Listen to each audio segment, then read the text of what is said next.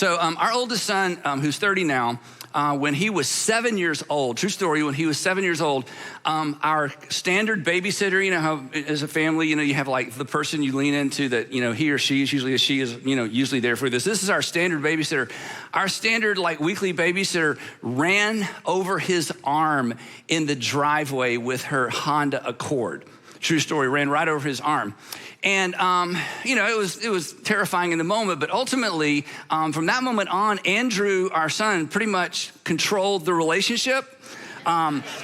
Because it's hard to say no to a kid after you ran over his arm in his driveway with your Honda Accord. And so, you know, hey, Andrew, it's time to run upstairs and get ready for bed. I don't think so. Remember when you ran over my arm with your Honda Accord, you know? I'll have root beer on crushed ice, please. I'll wait. You know, you're pretty much in control of the relationship. Now, Melissa, of course, was horrified, but as it turns out, it was an accident. She didn't mean to run over his arm with her Honda Accord. She didn't do it on purpose. And so when we realized it was an accident, we didn't see any need to take Andrew to the ER because it was an accident. Right? I mean, if it's an accident, we just knew he was fine. I said, Andrew, stop crying. It was an accident. Stop crying. She did not mean to run over your arm. Well, actually, no, we did take Andrew to the ER because, and this is what we're going to talk about for the next few minutes, the reason we took him is because there is no necessary correlation between intent and outcome. There is no necessary, I almost just put there's no correlation, but you know, I'll give you a little wiggle room. There's no necessary correlation between intent and outcome. So if you got up today and came and are watching because you're looking for something deep, this is the deep part right here. There is no necessary correlation between intent and outcome. Today we are actually in part 3 of a series, if you haven't been tracking with us, entitled The Weight of Your Words, the weight of your words. And if you've ever been crushed by anyone's words, you already understand the intent and the theme of this series. And we have all been injured by, to some degree, crushed by the words of other people because words carry weight. Words leave a mark. Words leave a mark for good or for bad. Words encourage, they discourage, they build, they destroy, they inspire, and sometimes the words of other people actually wound us. And I think, as we've talked about in the series, all of our lives have been shaped to some extent by the words spoken to us, the words spoken over us, the words spoken at us, and even the words spoken about us that we found out later. Our lives, as well as we talked about in the first part of this series, some of our lives have been impacted by words we never heard, words we longed to hear, wanted to hear. Mommy loves you.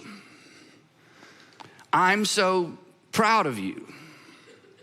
I'll always have your back.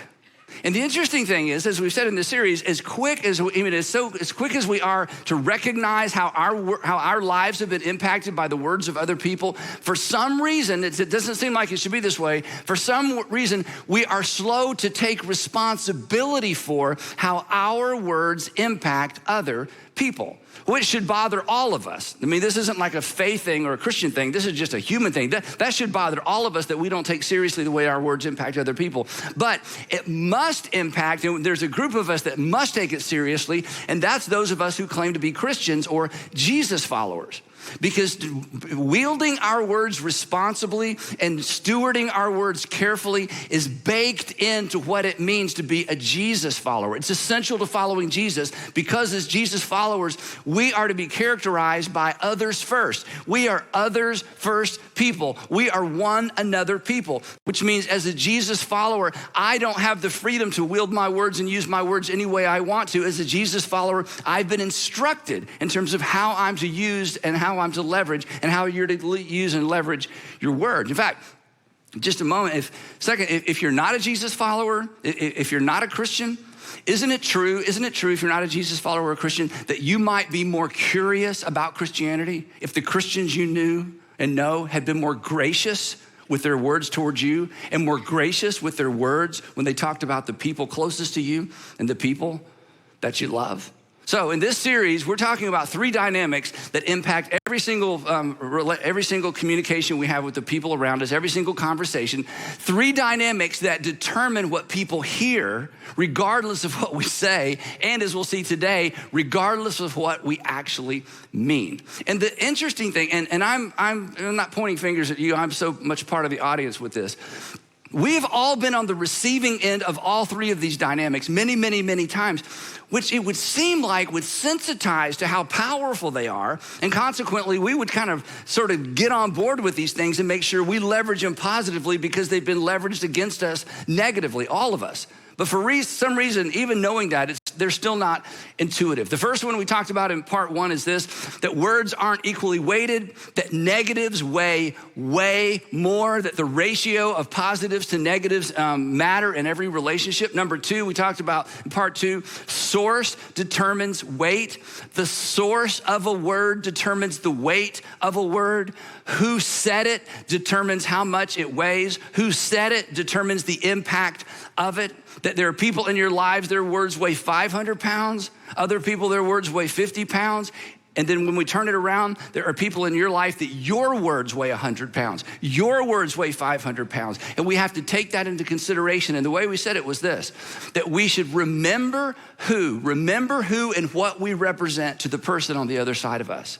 That you should remember who and what you represent, who you are and what you represent to the people, the person on the other side of you. Because although you are in a relationship with them, chances are it is not the same relationship. There's somebody has a little more influence, somebody has a little more power, somebody has a little more authority. And we should always take into consideration who we are and what we represent to the person on the other side of us, because that gives our words weight. And we're responsible for how our weighty words impact the person and the people on the other side of us. So today, we're gonna wrap this up and talk about this third dynamic. And the number three is simply this, that intent is usually irrelevant.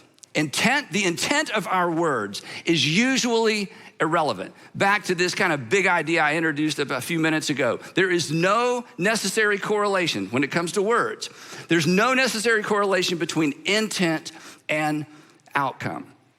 Now, the interesting thing is, nobody would argue with this when it comes to the physical world. I mean, if you've ever accidentally broken a window, you understand this. If you ever accidentally, broke your husband's favorite MLB bobblehead, you understand this.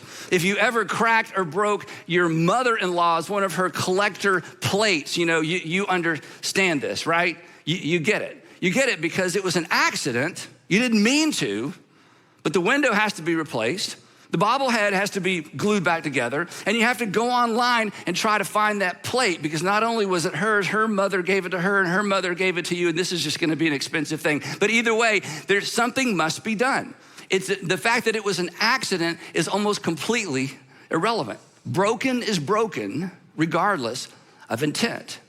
And this is where we go wrong with our words, explaining does not equal repairing. In fact, this is such a big idea, especially for those of you, and when we think about family relationships, I want us to actually say this out loud together. Would you just say this with me? Explaining does not equal repairing. Now, you're going to be tempted to use this against someone in your home.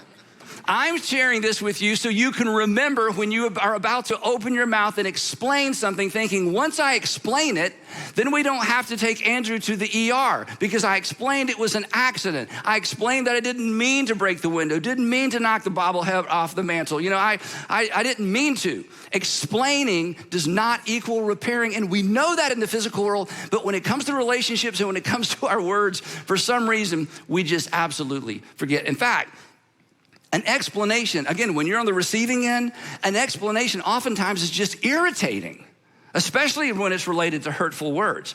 And then when we're on the receiving end of accidental hurtful words and the other person begins explaining what they really meant, it's not just irrelevant, it's not just irritating, rather, it's irrelevant. I mean, in those moments, we don't need an explanation, do we? Do you know what we need? And do you know what they need when it's you, when you're the offender? We just need to be glued back together. Don't explain it, just glue me back together. Don't excuse it. I just need to be glued back together. And then, okay, when they wonder, okay, again, you're the offending party in my little illustration here. When they wonder why we're still upset, I mean, after our explanation, and they're still upset and we can't figure out, why are you still upset? I just explained what I meant by what I said. That's even more insensitive. But when we're hurt by someone else's words, we actually do the very thing we don't want them to do when they hurt us. Do you know what we do? We all have a tendency to retreat to intent. Even though when it's coming our way, an explanation is not helpful, we still run to intent in order to explain our words. I didn't mean it that way. That didn't come out right. Okay, let me back up. That didn't come out right. I was just trying to be funny. It wasn't my intent to hurt you. Now, hang with me. Do you know what that statement and those other statements and statements like those, do you know what those statements actually communicate in the moment? You've been on the receiving end of this, so you have felt it whether you put a word around it or not. When we make those kinds of statements, what we are actually communicating, even though it's not our intention, we are communicating blame. We're blaming, this is amazing. And we don't, again, in the moment, we don't catch on to this. We are actually blaming the person we hurt for taking what we said the way they took it. We're actually blaming the person we hurt with our words for taking what we said the way that they took it. They were wrong. You were wrong to interpret my words the way you did. It's actually your fault that you got your feelings hurt, because you should be more mature. You should be tougher. You should be smarter than that. You should have more insight than that. You should be more professional than that. And again, it's not our intent to blame, but that's what it feels like when we begin to explain and when we run to intent. It feels like we're blaming them for the way they feel because of our lame explanation. We're just explaining, right? But don't ever forget this. Explaining sounds like, feels like blaming. What I meant was, you took it the wrong way. Explaining in those moments with hurtful words almost always sounds like and feels like blaming. And then, to just make it worse, when we combine, because all of us, we're all willing to apologize, right? When we realize we've messed up, we'll apologize. But when we combine an apology with an explanation, not only do they feel blame, they feel something else as well. And again, you've been on the receiving end of this. I've been on the receiving end of this. Why is this so hard for us to remember? When an apology and an explanation are combined, the other thing the person on the other side of us begins to feel, they feel pressure. They feel expectation. I've explained myself. I expect you to feel better now. Do you feel better now? You don't feel better now? What's wrong with you? I explained myself. You should feel better now. You don't feel better now? What's wrong with you? I just explained myself. When an apology and an explanation, then when the apology and the explanation don't work like a magic wand, because isn't it true? It's like, I explained myself. I'm the fairy godmother. Now we're all back to, back in Kansas, right? I mean, our Jedi mind trick. I mean, surely my words have erased all those negative feelings and we're back to where we were, right? They're still angry. They're still withdrawn. They're still hurt. You know what we do? Do you know what I do if I'm not careful? Then we press harder. It's just ridiculous. I said, I'm sorry. I mean, implication, why aren't you fine now? I expect you to be fine now that I've explained myself. Why aren't we fine now? Why aren't we back to where we were before I said what I said? Well, for the same reason that if you slam my fingers in your car door and you apologize, it doesn't transport me back to my pre-crushed finger condition. My fingers are still crushed in your car door regardless of your apology, right? So don't want you to ever forget this if you're Christians, because this is so important. And if you're not a Christian, gosh, this is worth waiting through a sermon for. This is so important when you think about the people you love the most. Apologies, I mean, again, in the physical world, it's so obvious. Apologies don't reverse and erase accidental injuries to the body. Apologies don't reverse and erase accidental injuries to the soul, to the heart, to the security of the relationship, to the confidence of the other person. They don't restore the relationship. An apology combined with an explanation, again, just sounds like an excuse. Another attempt to shift the blame. And in some ways, not always, but in some ways, word damage to the heart of a person, word damage is worse than physical damage. You see, I'm pretty confident you didn't mean to slam the car door on my fingers. I feel confident that was an accident, right? But I'm not so confident you didn't mean what you just said. I'm not so confident that even though you didn't mean to say it that way, that you meant something by it. You may not have intended for that to slip out, but the fact that it slipped out meant that it was in there. And why shouldn't I assume that what you just said about me isn't still in there? I'm not completely convinced that I didn't just learn something about the way you view me and value me. See, this is a big deal. And we know it's a big deal because we've been on the receiving end. We know the ding and the dent that words have made to some relationships that we may never get back to where we were before, because now I know what's in your heart about me, and it slipped out, but it was in there to begin with, and it takes a long time sometimes to recover from those words. This is so amazing. This is why what James, the brother of Jesus, said is so on point. Now, I know I say this all the time, but I'm just gonna say it anyway again. Just a little sidebar. In your English New Testament or your online Bible, or you may not have opened a Bible in years and years and years, but you should consider this. In the English New Testament, we have a document written by the brother of Jesus. Okay, and I want you to go find it. If you haven't read the Bible in a long time, just go to get an online Bible or YouTube, YouVersion Bible, and don't think about that you're reading the Bible. I want you to consider this. James, who grew up with Jesus, like Mary was his mother, right? Okay, James, the brother of Jesus, wrote a document, and we have a copy of that. I just think that's amazing. And when James died, he died believing his brother was his Lord. I've asked you this before, but what would your brother have to do to convince you that he's the Son of God?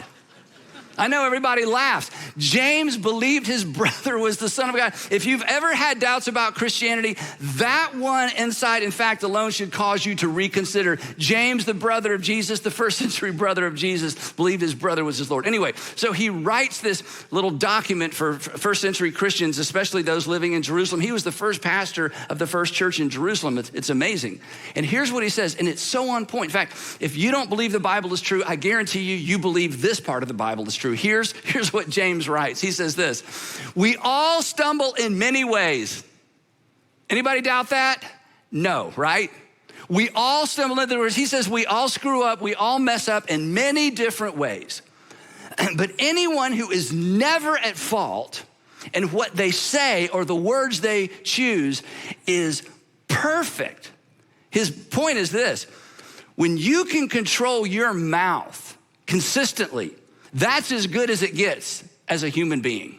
That is as mature as you'll ever be. You have attained to the highest standard. And the implication behind what he's saying is something that we know is true. If we could just keep it front and center, and that's this, that mouth control is the ultimate self-control. That's what he's saying. That we all stumble in many ways.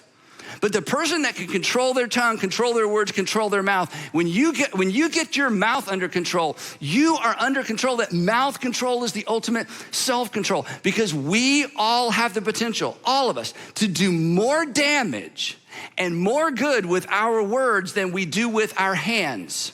We have more potential to do more good and more damage with our mouths and our words than we do with our feet, with any other part of our body. That's the point that James is about to make, that mouth control is the ultimate in self-control. And when you can harness, when you can tame your tongue, tame your mouth, he says, for good, You've arrived. Then he gives a little word picture that in recent years has become something that we've all seen in such a way that we understand, maybe in a way that we've never understood before, what James is talking about. He says, consider this. In other words, think about this. Consider what a great forest is set on fire by a small spark. And in recent years, we've seen what happens when a campfire gets out of control, a simple spark from a campfire to burn down thousands, hundreds and hundreds and thousands of acres of forest land and homes and neighborhoods. We've seen this now. He says, just consider what a small fire can accomplish and the destruction that a small fire can bring about. He says, the tongue, your words, my words, are also like a fire. Because the danger of a fire isn't the initial flame. The danger of a fire is that a fire spreads. It's not isolated. It starts small, but it doesn't stay small. And a few words, and again, we've all been on the receiving end of this. We all have the potential to do good in the same way. When it comes to our words, a few words can create extraordinary damage to the life of another person. Now, there are two things you can do when it comes to dealing with fire. There's two ways to respond to a fire that needs to be, responded to. You can try to contain it, or you can extinguish it. And when it comes, this is so interesting. Again, I'm as guilty as anybody in this room. When it comes to the fires that we start with our words, our natural inclination is always to attempt to contain it rather than extinguish it. Do you know how we try to contain it? We explain it. But explaining isn't containing. Explaining actually spreads it. And you know this personally because someone has hurt you with their words, and as soon as they began their explanation, did it make it better? No, it made it worse because it tipped you off that they don't really know what they just did, and they don't really understand how deeply those words hurt. Explanation is an admission that we don't understand the fire we've started and the damage we've done.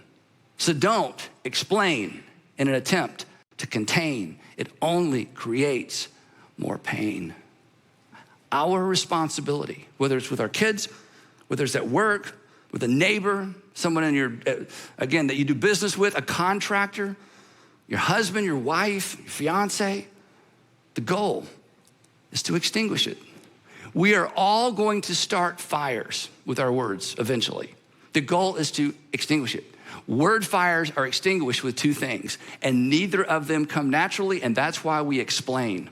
That's why we contain rather than extinguish the fires. The two things required to put out a word fire, especially in the life of someone that we care much deeply about, is humility. And humility is submitting to. I'm gonna submit to you. I'm gonna place myself under you. I'm gonna take full responsibility for what I said. And sensitivity. Insensitivity requires sensitivity, not more talking.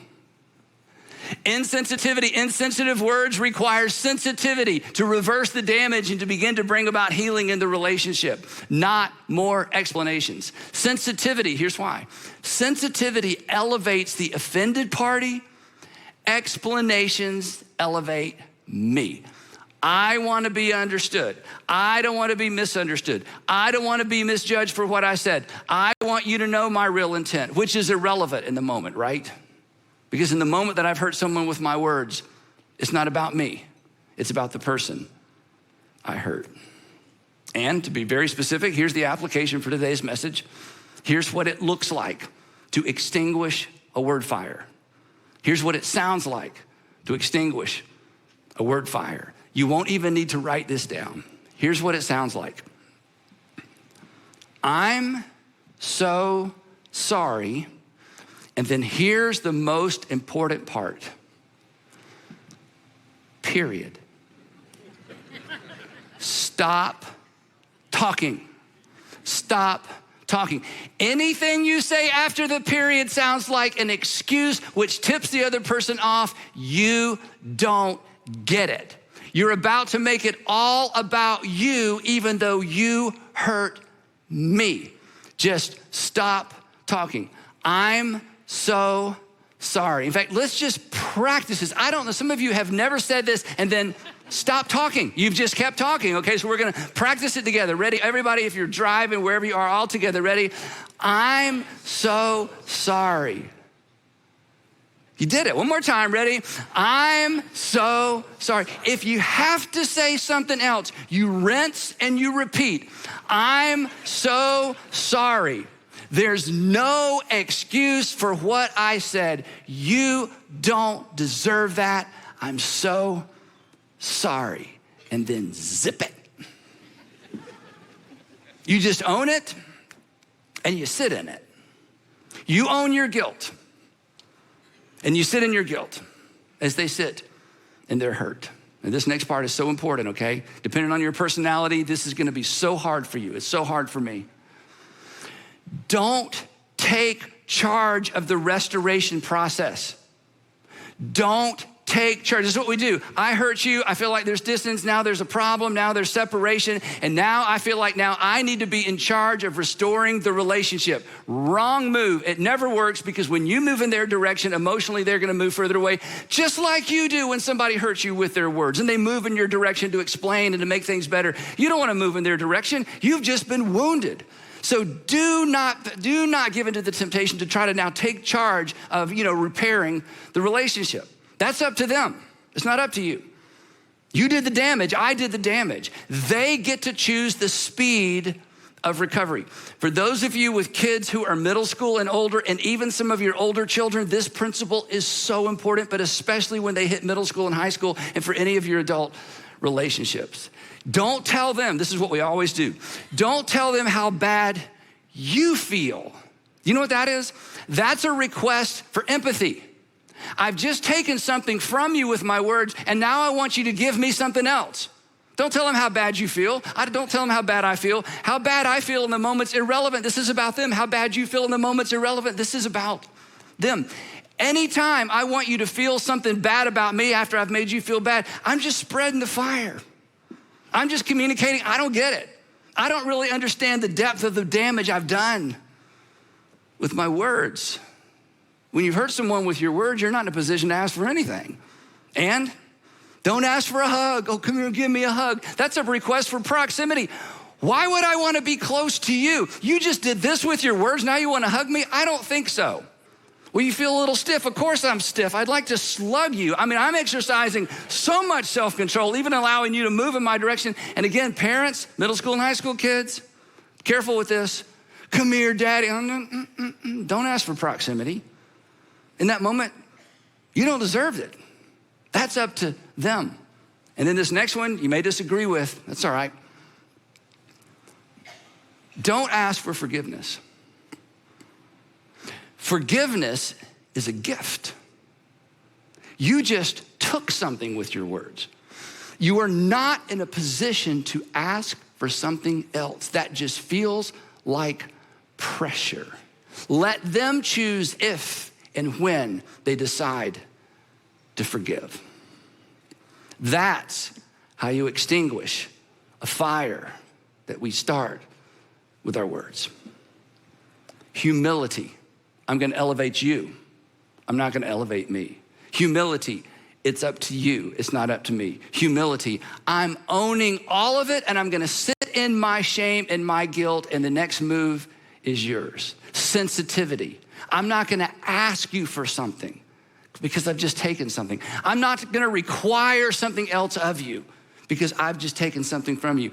I'm not gonna ask you to do something to make me feel better because I've just made you feel horrible. It's not intuitive. But if you want to stop containing, to start extinguishing, that's how it goes. And again, this is kind of just good general relationship advice. If you're a Christian, if you're a Jesus follower, this is baked in. For even the Son of Man, I know I quote this to you all the time, for even the Son of Man did not come to be served. For even the Son of Man did not show up on earth to say, gimme, gimme, gimme, gimme, gimme. For even the Son of Man did not come to require something of us initially, but to do something for us. and then invite us to follow if we so choose. And this is to be the posture of our relationships. And this is to be the filter for our words.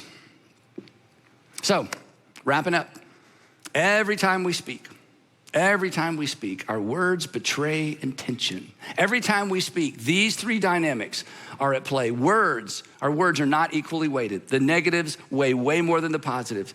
Source determines weight. Remember who you are and what you represent to the person on the other side of you. And intent is usually irrelevant. Don't retreat to, don't run to intent. Just own it, put the fire out, and leave the restoration process up to the person so that they'll have the freedom to move in your direction when they're ready. These three things determine what people hear and what they feel, regardless of what we say and regardless of what we ultimately mean. And when we're wrong, James says, hey, just count on it. This is the hardest thing you'll ever do. You're gonna be wrong.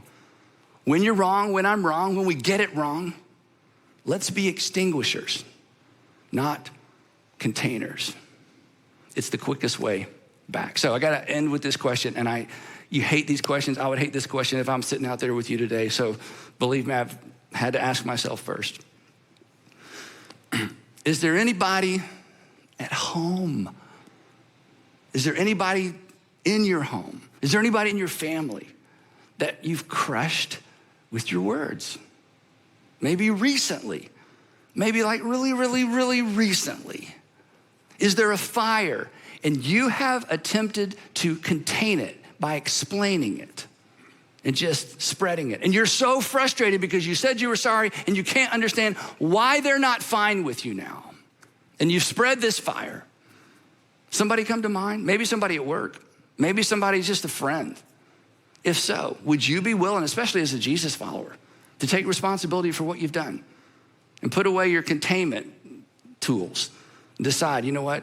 I gotta look for a way to humble myself and to create a sense of sensitivity, not insensitivity, where I'm requiring something from them after I've already taken something from them. Is there a fire that you have attempted to contain that you need to extinguish, that you have the power to extinguish? And I'll tell you what makes this really hard in an environment like the ones we're in today. This is really hard to hear when the person you need to apply it to is sitting next to you or close to you.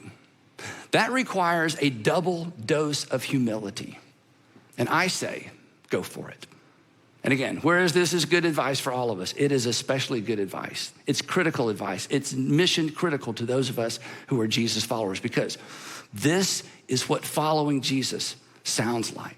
Because this is what loving one another looks like and sounds like. Paul got it right when he said this. He said, Christians, do not let any stinky word come out of your mouth. Do not let any unwholesome word come out of your mouth, but only words that are good for building others up according to their needs, not your need, that it may benefit those who listen. Every conversation is a construction site. So leverage your words in such a way that they build people up, because your words carry weight. So let's steward them well. Heavenly Father, thank you for these words from James. Thank you for the reminder. And unfortunately, some of us don't have to think too far back or think too far away to think about the person we just crushed with our words, and we did it again. It's not the first time. What is wrong with us? So would you give us the courage to embrace the fact that really mouth control is the ultimate self-control, and we all have some work to do. And Father, for those of us who claim to be Jesus followers, this is so critical for us, because so many people have been turned away from you because of the words of your followers. How embarrassing is that? Of all things to repent of, that's the thing we should repent of. And Father, I pray that our words would make people more curious than cautious when it comes to exploring faith, because that's what you modeled for us and that's what you've called us to do. So give us ears to hear and give us the courage to act.